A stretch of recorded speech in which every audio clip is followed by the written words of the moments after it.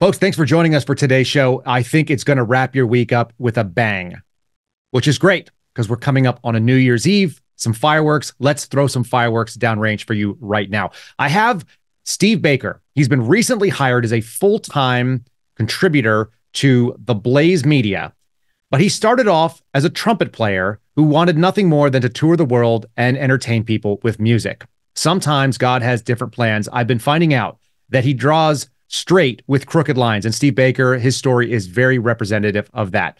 What you're going to see is a comprehensive narrative that we've walked through for this week. We saw Matt Taibbi talking about how peeling back the layers of the Twitter files let us see the machinations of government's heavy hand and censorship and what it might mean and some of the small consequences when they went after him. We saw some whistleblowers telling you they lost jobs. We saw Tracy Beans telling you that the government wants to control your thoughts. Today, we're talking to Steve Baker, who is actually facing prosecution from the FBI for simply trying to tell the truth about a day that has mostly been lied about. Stay tuned. I'm Kyle Seraphin in for Dinesh D'Souza, and this is the Dinesh D'Souza Show.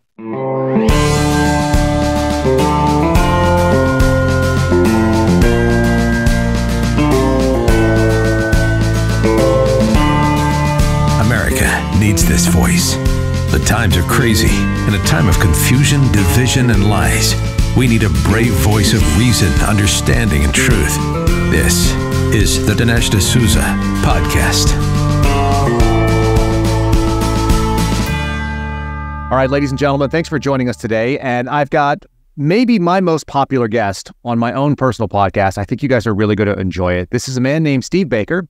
He has been working recently as a contributor and now a full-time correspondent for The Blaze, which is a testimony to their fortitude, but not someone who started off to be a journalist, and I think is sets a great example for what can happen in the way that sort of God moves us in our lives. Steve Baker, thanks so much for joining me from the undisclosed location on the Carolina coast.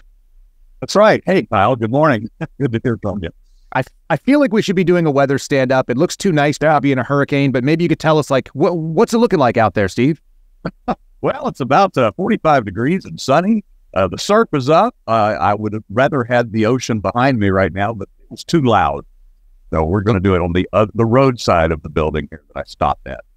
Fantastic. And you're not on the run, although you could be. We're going to get into that. The FBI obviously has made some calls to you. Folks, if you have not heard the story, you're going to want to listen to all of it. I want to go back to the beginning, if we can.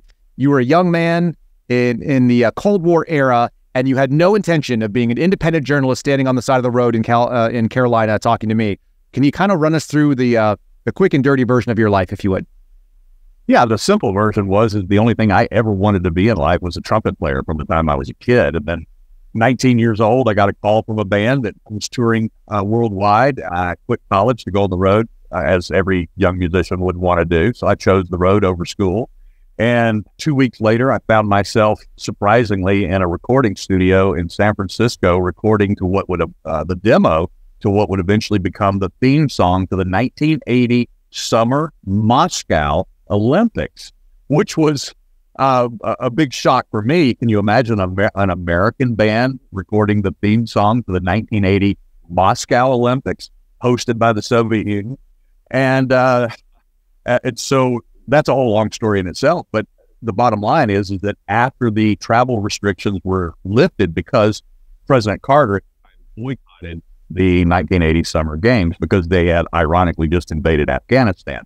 And so, yeah, I think let that one wash over you. Yeah, Americans need such a good sense of history if we want to know the irony of the times we're living in right now. But that's a great little snap of it. Yeah, historical humor. And so the dark humor. And so what ended up happening was a year later, the band was invited to do a tour in the Soviet Union, and we played over there. We toured. I played on Soviet Central Television in July of 1981. And then I don't know how deep into that story you want to go, Kyle, because you know a little bit more of it already. But the bottom line is that we were doing actual dissident work, working with underground Soviet dissidents, particularly Christian dissidents and musicians, and supplying them with recording equipment, tape duplicating machines, printing press parts and plates. Of course, we don't need printing presses anymore, but in the days of electronics and email. But the bottom line is back then, this was very important for them to do their work and to spread the words of liberty and freedom and and the work that they were doing underground to try to bring down the Soviet Empire from within. So we were actively supporting that, and then I did my own trips over there by myself as well after that, and that was kind of the era of cutting my teeth and doing, rather, let's say, surreptitious work and behind the scenes types of activity. But fast forward, I continued in my music career, various elements of the music business, and then I started writing because writing has always been a passion. I wrote for some music magazines back in the 80s. And then in the early 90s, I began to kind of exercise my political analysis and muscle with the advent of the internet and AOL and CompuServe, and all of that became MySpace. And I set up my first blog in the MySpace world. And of course, we all know where that went. And then MySpace became... Tom is still your friend, though, correct? Tom is still your buddy. Tom, I actually follow him on Facebook. That's very good. Yeah, that's another one of those little zingers. But the bottom line is that Facebook became a blog, and then one day COVID came to town, and they told me I couldn't make a living playing music anymore for the next year and a half. So I just very simply made the decision to move my journalism over to what I call the captain's chair of my life, and I moved my music to the co-pilot seat, just kind of switch gears. And what had been my side hustle became my primary function. Fast forward another year, January 6th happened.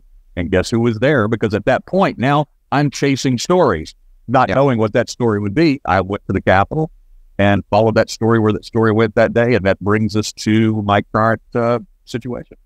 Yeah, so I think it's worth noting that you come by your sort of subversive nature against government narratives in a very honest way. And it started at a young age that you went in behind what we would all call kind of a tyrannical government of the Soviet Union, the Iron Curtain.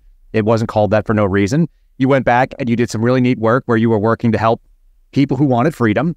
And I think you're still doing that in a lot of ways. Musicians tend to be a sort of liberty-minded group and maybe more liberal-minded, but it doesn't mean that they don't think that the First Amendment's not important. Right. And the expression that may have changed dramatically in the last couple of years. I think you've probably had that experience, but fun to note that you go all the way back there. And then because you and I know each other, I'm going to add just a little piece of it. You also come by the investigative nature, I think, quite honestly, because your dad had a background doing that, did private investigations. And so as you come into this, you're at January 6th. People have made the arguments like, well, how do you know they were journalists? It's because they don't have to prove it. There's no definition or test of journalism on the Constitution that I've read, unless you've read something different.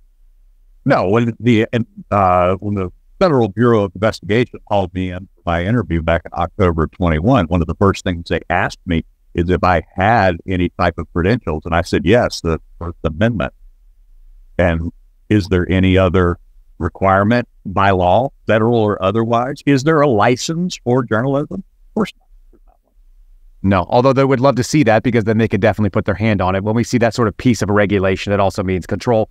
All right, so you went to January 6th. You have a nuanced take on January 6th that maybe people don't disagree with. I don't think we are very different in our take on it. Will you tell people in a broad scope what you saw happen on that day?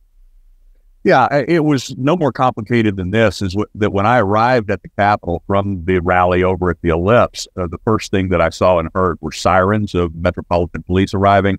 I saw smoke up at the Capitol, which I interpreted to probably be tear gas of some sort, and then I heard flashbangs. I was with a colleague of mine, another writer. I looked at him and said, well, I guess that's where we're going, and we broke out in a sprint, headed up to the West Terrace, where there was already a battle line established between Capitol Police, the arriving Metro Police, and then the more agitated, I would call them, of the protesters in the line. And I turned on my camera, and then from that point forward, I just tried my best to capture the scenes that were unfolding in front of me, and then trying to stay safe as well. I won't get into the details of the day. Everybody's seen the videos, but when I got back home and began to analyze my videos that I had captured from the outside, from the inside, then the story began to develop. When I was doing frame-by-frame analysis of my own video, I began to see the provocateurs. I began to see also the fear in the Capitol Police eyes, these young, unprotected police officers, untrained, unprepared, no protective gear on whatsoever. And they were thrust into this situation where they were obviously caught off guard. They were obviously surprised. They were obviously frightened. And you can imagine looking over my shoulder at what they saw coming. Can you imagine that being a young kid that was basically a glorified tour guide for maybe 2 or 3 or 5 years, whatever his tour of duty had been with the Capitol Police at that time.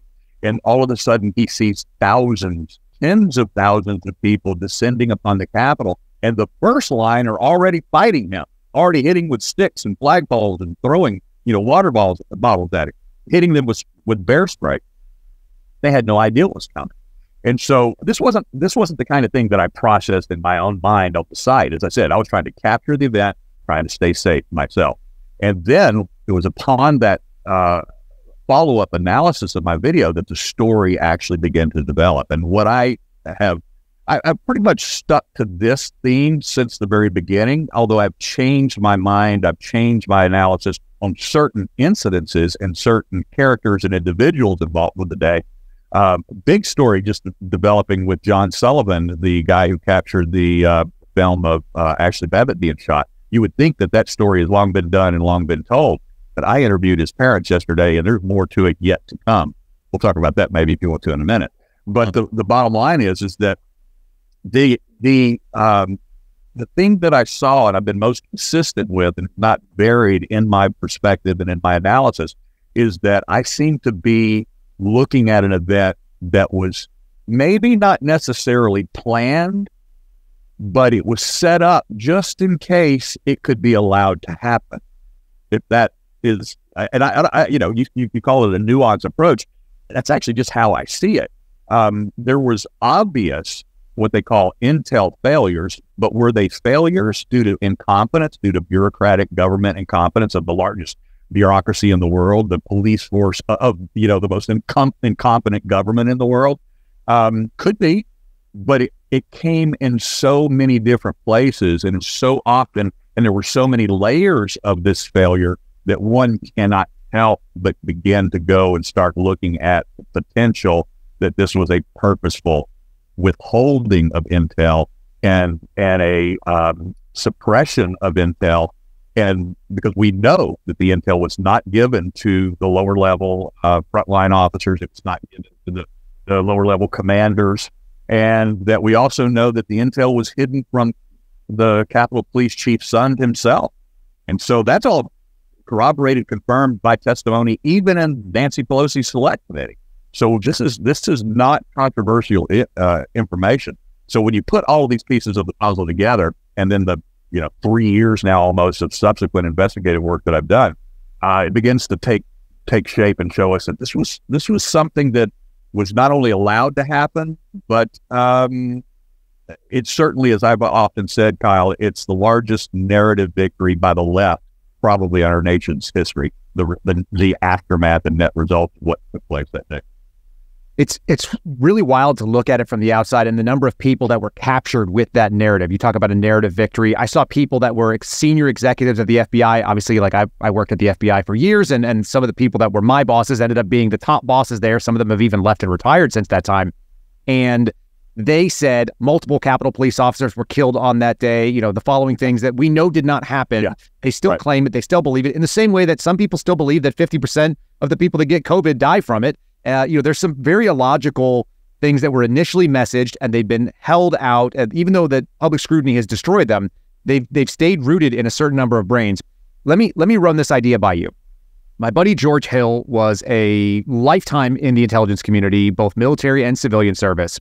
And what he says is that you don't always build your operations based on, I plan this, and when A happens, B happens, and C happens, and so on, like dominoes. What you do is you create a series of potential paths, kind of like the choose your own adventure books when I was a kid, where if this happens, then this decision tree happens. And if this happens, we take advantage of this opportunity. And January 6th to me from the outside, and a lot of what you've told me has lined up with this, it seems like this. If certain people show up and get rowdy, then we open up these doors and take this decision tree and we allow certain things to happen. And if some of these other people show up, we can do these.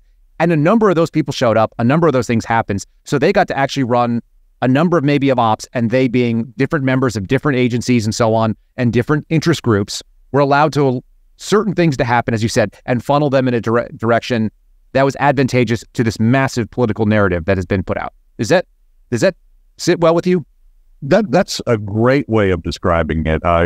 You can. I like the way you said the decision tree, and because that is it was if in fact they choose door number 3, then we'll allow that to develop in a certain way. And what happened that day, and this is I'm getting maybe a little bit darker here, but it's not conspiratorial because again, there's too much evidence now towards this taking place. But one of the things that I believe that whoever the powers that be that kind of semi-anticipated that this might happen. I mean, look, Kyle, we're talking about the Secretary of Defense, the acting Secretary of Defense at the time, Chris Miller, and the head of the Joint Chiefs of Staff, Commander Milley. They both wanted to cancel all of the January 6th, what they call First Amendment permits that day. They actually notified the White House, they notified Congress, they notified the Capitol Police Intel. They wanted to cancel all of their permits. The Park Police, there was something, the Capitol Police had issued 6 permits that day on the Capitol ground. Now, people don't understand that this was not a spontaneous march at the direction of President Trump to storm the Capitol. No, they're in advance, weeks in advance. There had been 6 applications approved, legally permitted, signed off on by the Capitol Police leadership themselves, including the signature on every one of those permits was the Assistant Chief Yogananda Pittman, the head of Capitol Police Intel. Why does the Capitol Police Intel sign the permits? Because they have to look at those groups and determine what their risk level is. Yep. All of them were assessed as low or completely not going to happen. Nothing. Yeah, innocuous. Right, no right. risk. We have nothing to fear here. All right, size off all 6 of those permits. And then what happened is that as this crowd approached, I believe that with the intel they had, they thought these MAGA yokels and yahoos and rednecks all over the country were going to show up with their ARs, show up with concealed weapons under their winter clothing because it was a cold Wednesday in January, and that as a result of that they were going to pull those weapons. And my biggest, darkest fear about the day is that they wanted to capture a narrative that would have eliminated for all time our Second Amendment rights, because I think that they actually wanted that to happen. And the second story I ever wrote about January 6th, which came out 6 weeks after the event, I actually said that I believed that they were willing to sacrifice a couple of Capitol Police officers on the altar of that narrative in order to take our Second Amendment away from us. And thank God, none of those yahoos, MAGA yokels or whatever, drew their weapons. There was only one shot fired that day, and that was by Capitol Police Officer Lieutenant Michael Byrd. That's a good place. We're going to take a little break right now. We're going to come back. Lest anyone think that Steve Baker does not know what he's talking about, I'm going to give you guys one. We're going to talk about his credentials in this, the amount of time that he spent covering it, which is absolutely, I think it's overwhelming. And then we're going to talk about what that's landed him, because the results of covering this kind of story also tells us another story about who was offended and why. And we'll get into that right after the break. All right, folks, today is the 5th day of Christmas. It's 5 gold rings. Christmas in the rear view. You've got New Year's coming in front of you. How about starting off the new year free from pain? Wouldn't that be the right way to go? Think about trying Relief Factor. You know what? A number of my good friends, Seb Gorka and Dinesh D'Souza, think it's the right answer. It might be worth trying it out, especially if you are someone who suffers from chronic body pains. It's a daily supplement that helps your body fight back against pain without using drugs. Seems like a smart idea. Relief Factor was developed by doctors who were searching for an alternative to pharmaceutical pain medication. It uses a unique formula of natural ingredients like turmeric and omega-3. It helps reduce and eliminate body pains by going after the source of that pain, and that is inflammation. So whether it's neck pain, back pain, joint pain, muscle pains, all the pains, check out Relief Factor and see if it can make you feel better. Unlike pills that simply mask it for a short period of time, Relief Factor is trying to support your body's natural defense against it by attacking inflammation. So you feel better every day, all day long. Just see how it can help you with their 3-week quick start kit.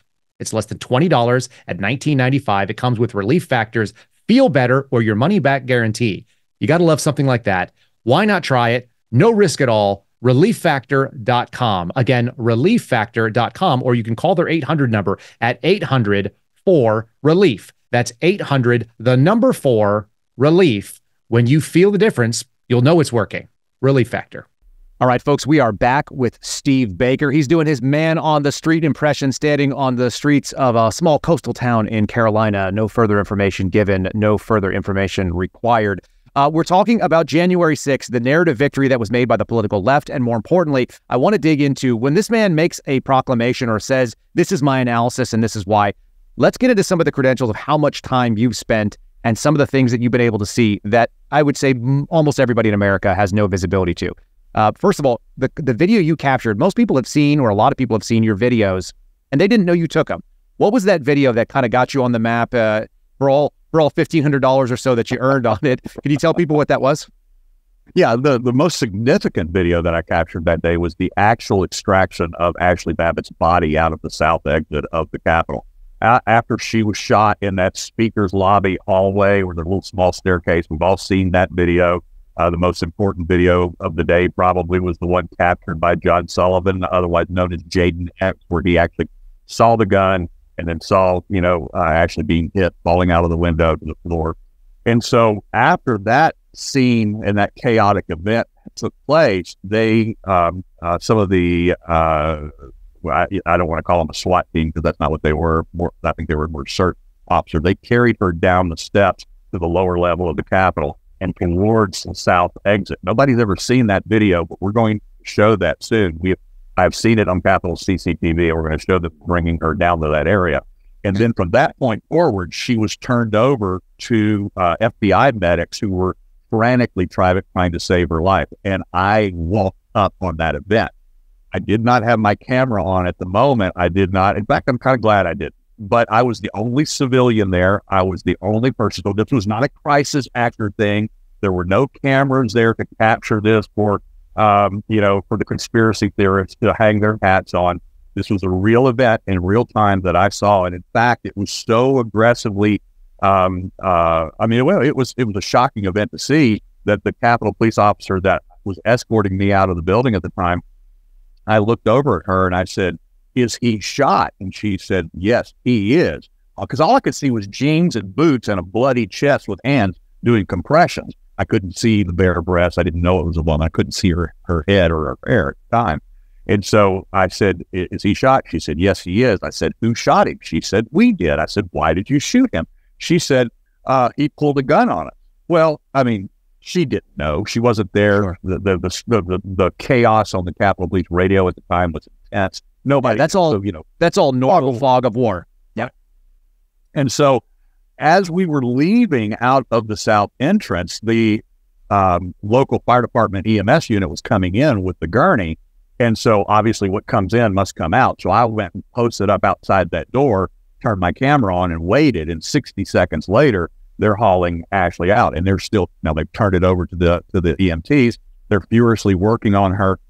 Followed her down the ramp, and then as I'm following her down the ramp, you can hear me on my own video go, "Holy shit, woman!" Because at that point now, I could see her bare breasts, I could see her face, her blank eyes. She was gone. She was already gone. Her head was turned over my direction. I captured a close up of that, which will be in my mind for the rest of my life. But I knew that she was gone. I've seen death before. I immediately, my colleague that I had went to the Capitol with, immediately texted him and said, "Shots fired, lady's been hit, she's not going to make it." And I have that text recorded. So that's the primary video that was used in HBO documentary, New York Times documentary, and so many others, as well as several other of my video clips have been used by news agencies around the world. Now that's led you to getting access. You worked with a number of different groups, but you were able to get access to the so-called, 40,000 hours or so of footage. Yep. You've spent time in the control room, at the panels, at the consoles of the U.S. Capitol Police. And when I talked to you before you went in there, you said, "I know exactly where I'm going. I know exactly what timestamps I want to look at." You've been slowly exposing this, and the Blaze has been kind of publishing it. I think you got a lot more to go. Give people an idea of how much time you've sat at those consoles and how much of this video you've reviewed.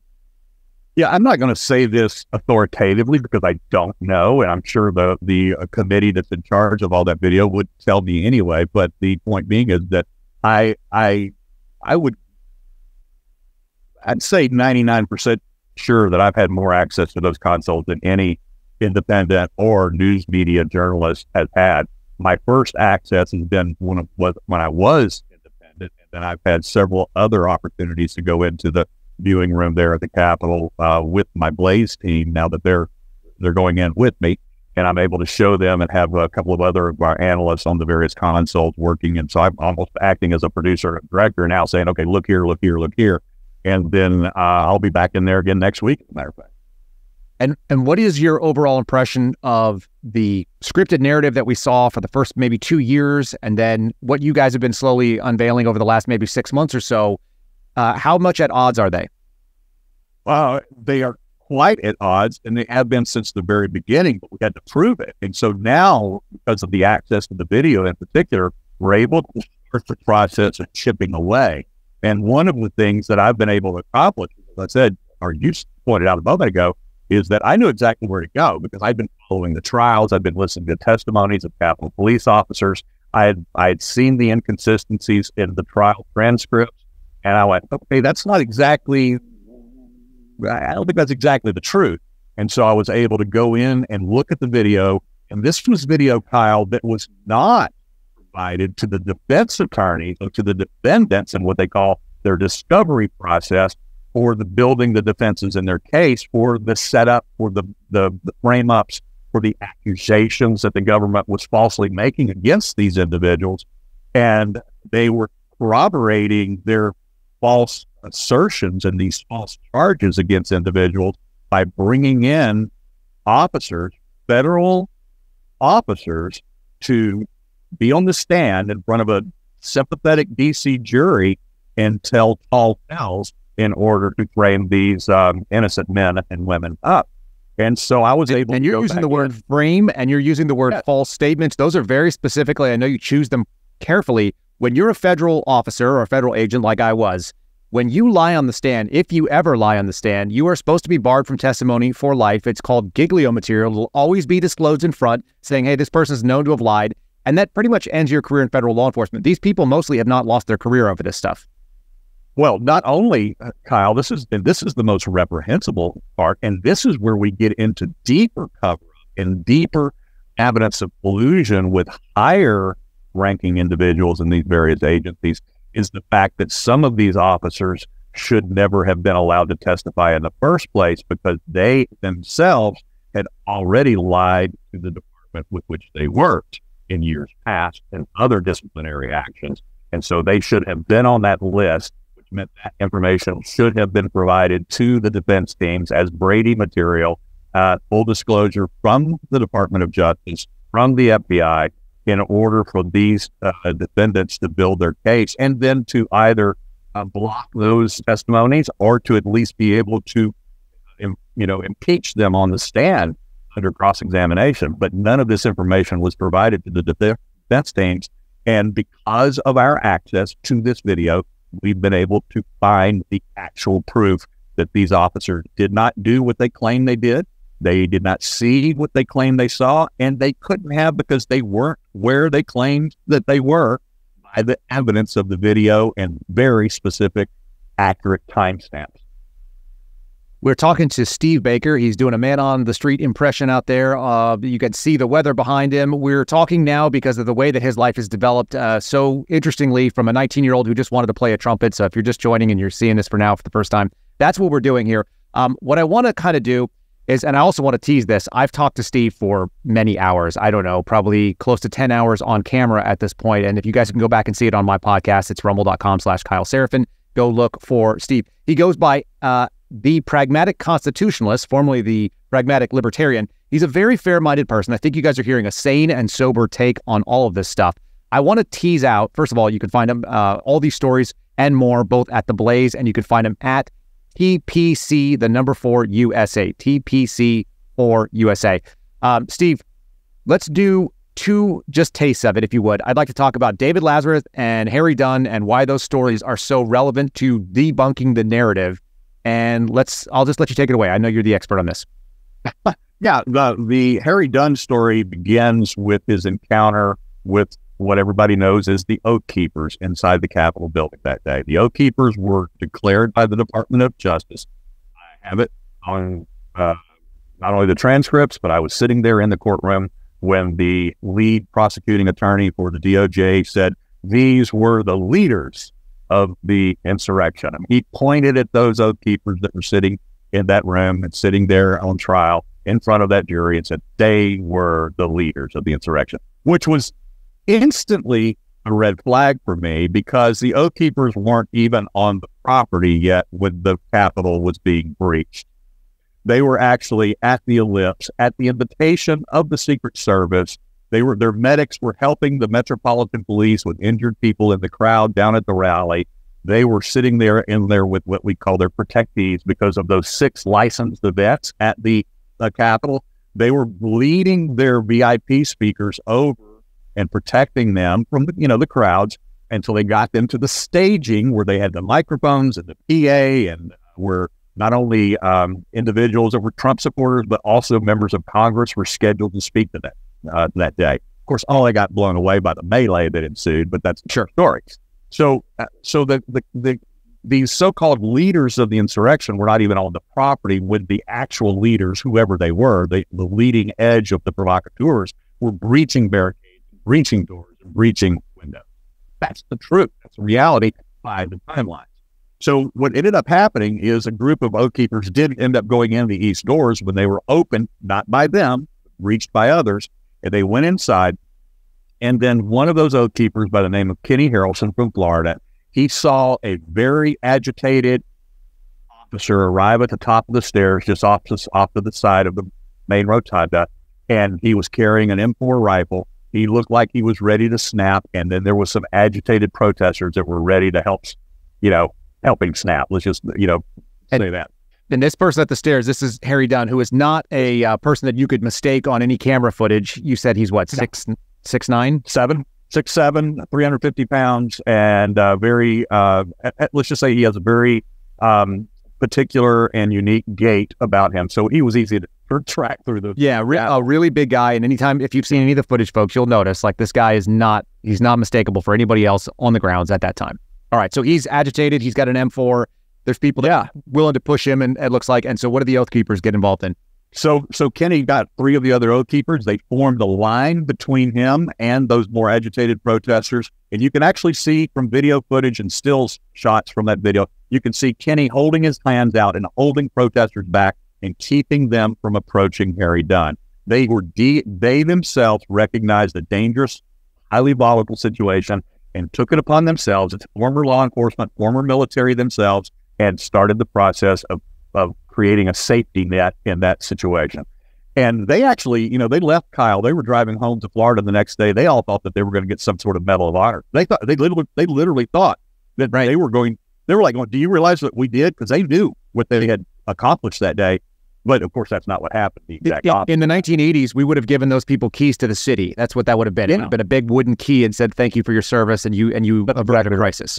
That's exactly right. But what ended up happening is that now it's time to frame these guys as the quote-unquote leaders of the insurrection. So the government brings in Harry Dunn to his first FBI testimony, except that his first FBI interview, was on a form you're familiar with, I think called the 302.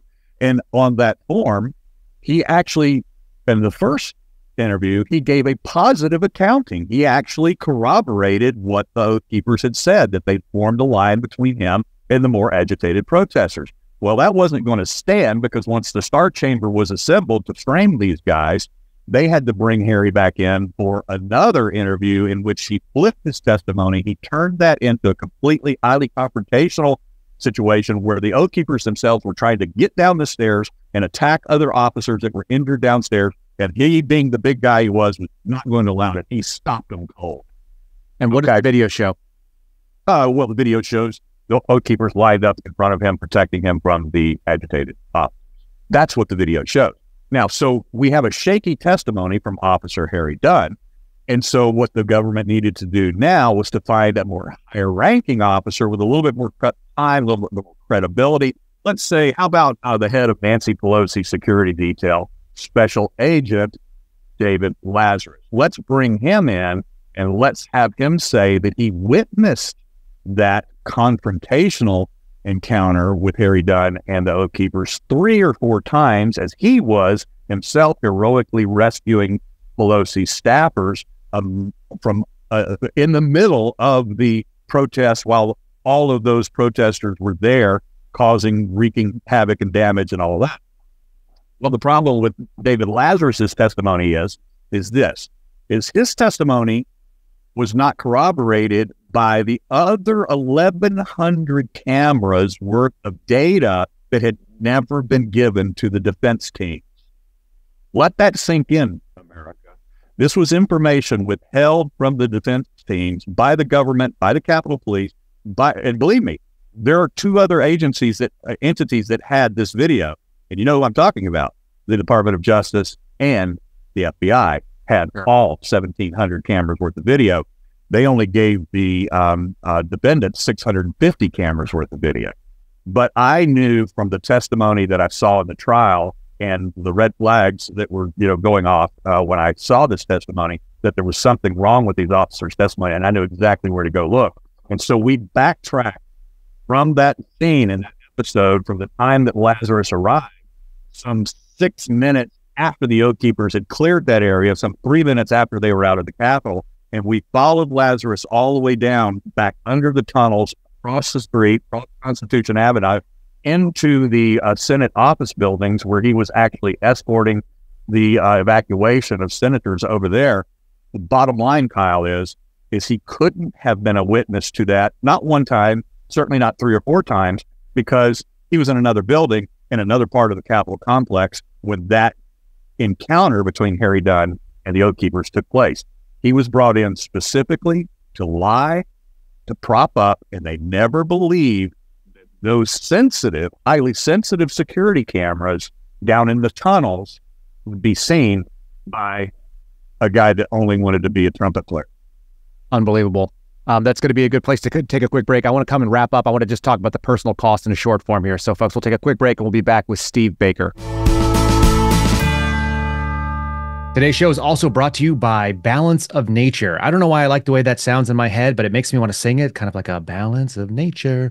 And Balance of Nature is one of the products you can choose to solve the age-old problem, I don't want to eat my vegetables. My kids are in that world right now. You serve them asparagus, they're saying no thanks. You serve them broccoli, they don't want that either. You try to give them broccolini, they're like, what is this? Is this broccoli with a birth defect? No! You could try Balance of Nature.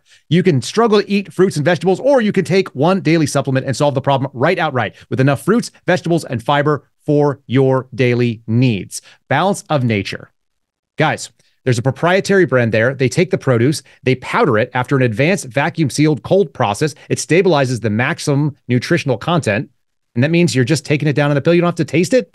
Maybe I should be getting this for my kids. A proprietary blend of fiber and spices, up to 12 spices and fiber, to make sure that you have overall health and also digestive health, which is kind of the reasons why we have to have greens anyway. So you could be like Dinesh, you could be like Debbie, you could start your health journey in 2024 by calling 800-246-8751. Again, that's 246-8751, 800-246-8751. You'll get 35% off if you mention promo code America for the discount. That's going to be your first time order, preferred order, customer discount code of 35% off. They're almost giving it away right there. Try Balance of Nature.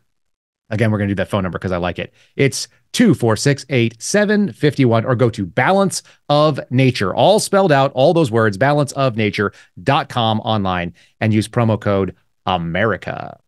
My name is Mark Lichtenfeld, best-selling author of Get Rich with Dividends and chief income strategist at the Oxford Club, one of the world's largest and most prominent financial firms, where over 250,000 readers receive my insights each week. I believe we're entering the greatest oil bull market since the 1970s. That's why I'm so excited to share this special oil and gas investment with you today. I've discovered an unusual way to potentially bank massive income from the oil and gas surge 100% outside the stock market. Oil and gas royalties are a backdoor way to get paid over and over again, and you can get into a top royalty stream for just $25. This is your chance to get the income you need to truly enjoy life, simply because you made the decision to give the Oxford Income Letter a risk-free try today. But this opportunity won't last forever. To learn more about Mark Lichtenfeld's unusual approach to generating monthly income from the oil markets, please visit oilpayday.com. That's oilpayday.com. paid for by the Oxford Club. All right, folks, we are back with Steve Baker here. You may have just heard something that probably rocked you just a little bit, that the government actually instituted a lying special agent for the U.S. Capitol Police to cover up a narrative that needs to be preserved. This is not without cost. As I mentioned earlier, I think that investigative reporters are the most important weapon against an overreaching totalitarian police state. And that is what Steve has been fighting it, but not without cost to himself. That's the really big thing. People who are involved in an information war have to take the potential of damage. Steve, will you talk about what has happened since you started getting involved in this investigation? Yeah, it was 6 months after January 6th that I was finally contacted by the FBI. It was another 2 or 3 months before they could actually secure permission from the Attorney General's office to actually interview me, because I had a history of writing and being a journalist and doing political commentary, so they had to get permission. There's actually a code in the Code of Federal Regulations that says they have to get that permission. You know what I'm talking about. That's right. You can't interview a member of the press without permission from the Office of the Attorney General of the United States. So it took a while for that to be negotiated with my attorneys. That took place in October of 21. A month later, in November of 21, my attorney received an email from a assistant U.S. attorney out of Philadelphia telling him that I would be charged within the week. Well, that was 2 years ago. Then they went silent, and we didn't hear from them for 20 months. So for 20 months, I'm waking up every morning at 6 o'clock in the morning expecting the knock on the door, and the red dots through the window. I know that doesn't happen in real life, but that's how it looks like in movies. That's what it feels like. Yep. That's right. And so for 20 months, we didn't hear from them until in August of this year, we actually got a grand jury subpoena. My attorney was notified by the FBI to come by the FBI office in Raleigh and pick up a grand jury subpoena for my videos from January 6th, which was a completely unnecessary act on their part anyway, because I had already voluntarily offered all of my videos to them 2 years prior. Okay. But they go through the process of the grand jury subpoena, then they go silent again for 4 more months. And then lo and behold, 2 weeks ago today, this very morning, I get a call from my attorney who says, "We got a problem. I just heard from FBI agent, Special Agent Craig Noyes, who's been handling your case for the last 2.5 years, and they are going to ask you to come home to Raleigh next week and to self-surrender for your actions on January 6th. Well, my actions on January 6th were wielding a camera and covering the event, and that was the totality of my actions that day. So we don't know what the charges are going to be. They still will not tell us. Initially, the Agent Noyes told my attorney that he didn't know. He claimed that he didn't know what the charges would be. I find that a little bit dubious, considering the fact that he has to prepare the statement of facts that recommends what the charges will be to the Department of Justice. And then he said he wouldn't know until the judge signed off on the warrant itself. And then my attorneys have been in contact with the AUSA in charge of my case, specifically asking them what the charges will be. And he refused to acknowledge what they would be, because his excuse was, if I tell you, Steve will then publish it immediately on Twitter. Which, of course, is the correct answer and what you're allowed to do. It turns out that's what the First Amendment says. I want to give people a sense of light. I've been going on. You're facing much more backlash. Matt Taibbi was our first guest of the week, and he talked about how, he went and testified in front of Congress. Then he has the IRS knocking on his door at the same time. We don't believe in coincidences when you work in this type of world, when you see these sort of things.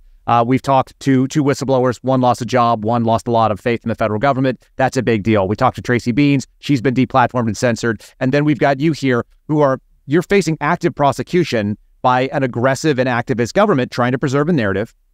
And the good news is that it's not a one-sided battle, thank God. Can you talk about the progress that you've had, the support that you went from being a guy who's got a blog and an independent journal, who's driving around and doing things on Substack and Locals, and now you have legit press credentials, whether we call them legit or not, by a real media organization with some real teeth. Can you talk about how that works?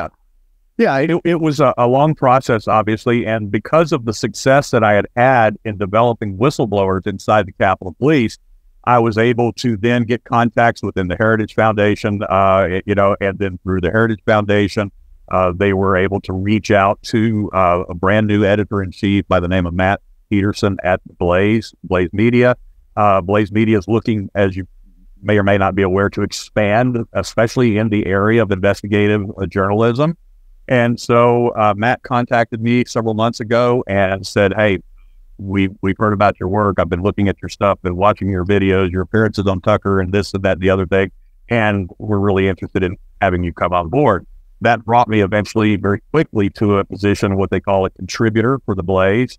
And then after this renewed threat of prosecution was laid on the table 2 weeks ago, the Blaze went immediately into action, and then they made me a full-time offer to come on as a full-time investigative journalist for Blaze Media.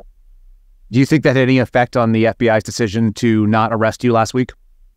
I think that they were really stunned what happened in the 36 hours following that phone call, because immediately we put the wheels into gear. We had a press offensive that I did a dozen interviews over the next 36 hours, including on the Glenn Beck show, as well as my tweet that was seen by, millions of people as well. And I think that as a result of that, they did back off, because within 36 hours, my attorney received another call saying, we're going to postpone his self-surrender until after the first of the year, which told me that that's giving them time to reevaluate, recoordinate, to see if they're going to hard charge me even, more aggressively, or they're going to back off. We don't know. I mean, we're completely in limbo. And Kyle, this, they talk about the processes, the punishment. I've been in limbo for 2.5 years now. And I have looked my accuser, Special Agent Craig Noyes, in the eyes, and I said, this is wrong. You have put me through this for 2 years with no answers. And you, Craig Noyes, told me when you interviewed me the first time, you said, thank you for doing no violence that day against law enforcement officers. You know why I was there, and you know I was doing the job of a journalist. You could call this thing off if you wanted to. 100%. Steve, tell people where they can continue to follow your story, because it's obviously not over yet, and I'm not done covering it. I hope they will follow you. What's the best place to keep track of you? Yeah, obviously, Blaze Media, theblaze.com. Then, of course, my locals blog, you can just find it there at TPC4USA, TPC, the number 4USA.com, or my Twitter and Facebook accounts are also at TPC4USA. All pretty condensed and consolidated there. Thanks for your bravery, buddy. Thanks for talking to us on this windy morning out there in the outdoor space, not letting people know you are, and God bless you in the new year. And 2024, I hope it is going to be a new year for liberty. We'll definitely see you together. Happy New Year to you, Kyle. Thank you. All right, brother. We'll talk soon. Ladies and gentlemen, Steve Baker. The show is also brought to you by My Pillow and that lovely man, Mike Lindell. Is there anyone more enthusiastic about a good night's sleep than Mike Lindell? Is there? He'll yell right at you about it. And what are we selling today? We've got Giza Dream Sheets. It's a revolutionary cotton that is soft and strong and durable. It comes with a 60-day money-back guarantee and a 10-year warranty. If you keep sheets for 10 years, you're doing better than me. Most of them never last that long. They're going to have stains. They're going to get run. They're going to get destroyed. If they say they'll last 10 years, you know they believe in the product. That is not the wrong way to go. Check out mypillow.com/Dinesh. You'll get all the same deals you'd get from any other big personality, but you'll get them and you'll be supporting this show, the Dinesh D'Souza Show. Again, you're supporting Mike Lindell and the My Pillow family. They're super nice people. I talked to them on the phone. Everybody there seems really nice. They're lovely Christian people who just want to do the right thing. They believe in America, and they believe in working hard and making fantastic products, whether you're looking at the slippers, whether you're looking at the My Pillow 2.0. I assume there'll be a 3.0 at some point because the guy never sleeps. He's just trying to help you sleep. Check out mypillow.com/Dinesh. Enjoy the money-back guarantee. And right now, it's 50% off the Giza Dream Sheets. You can get a set for less than $30, $29.98. Promo code Dinesh, DINESH, mypillow.com/Dinesh, or use the promo code. And if you're one of those people that's got to pick up the phone and talk to a human being, you can do that too. Call 800-876-0227. Again, 800-876-0227 for My Pillow. Ladies and gentlemen, the guy has really put it on the line. He's not just standing on the street there. He's trying to enjoy what may be last moments of freedom before the FBI comes and locks him up. That should not be a consequence of telling the truth in America. But sadly, I think this week has hopefully shown you a comprehensive effort on behalf of our federal government, who is supposed to remain agnostic about free speech, getting fully involved. Again, Matt Taibbi on Tuesday, telling us that the government was going and aggressively lobbying for outcomes and trying to use terms of service of private companies to slant the view of the American people. We heard the story of whistleblowers showing that the federal government is actively involved in one of the most evil acts that you can be. They are complicit and they are ignoring their responsibility for child sex trafficking, child labor trafficking, and the crisis that we see at our border. The cost of exposing that is losing your job. That may not be the worst thing that can happen. You had Tracy Beans on yesterday, the editor-in-chief of UncoverDC.com, talking about Missouri versus Biden, the pushback, showing us exactly how important it is that our local government be strong, rigid, and independent, and mostly accountable to us. The people in the local government are the closest and most likely that you are going to actually see at a grocery store. They're going to be the ones that you actually see eye to eye if they pull you over for a traffic stop. Your local law enforcement and your local representatives have much more likelihood of encountering you in a real way than our very far off and distant reaching bureaucracy in Washington, D.C. It's the reason why all of us who see a solution see it happening at the grassroots level and happening closer to you. But what Tracy told you is the federal government, the furthest reaching thing, has actually claimed that cognitive infrastructure, that's the gray matter between your ears, folks, that is actually on the mandate of agencies that think that they can protect you from your own thoughts. And the only way they can do that is censoring what you hear and what you see, curating a narrative, if you will. And you just heard Steve Baker doing the exact opposite, destroying the narrative by taking the government's own cameras, stringing them together the way an investigative journalist is supposed to do, that blue-collar work, no journalism degree required, like we talked about on Tuesday, and just getting to the heart of the matter, the truth, and seeing with your own eyes. What are you going to believe? What the government tells you or what you can see on the cameras the government has been trying to hide for people for 3 years? I think the story is so compelling in and of itself. That's why we used almost the entire episode today to tell Steve Baker's story.